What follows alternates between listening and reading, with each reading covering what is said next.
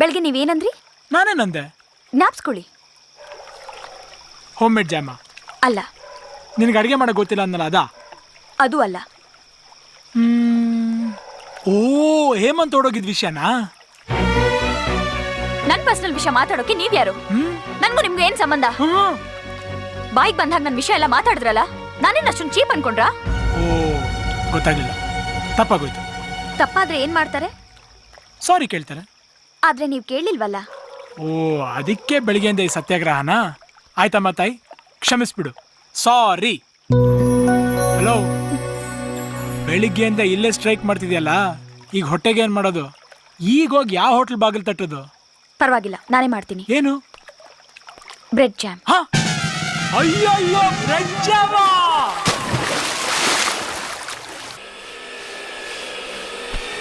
ಅಂಜಲಿ ಅವರೇ, ಇಷ್ಟೊತ್ತಲ್ಲಿ ಇದು ಬೇರೆ ಯಾಕೆ?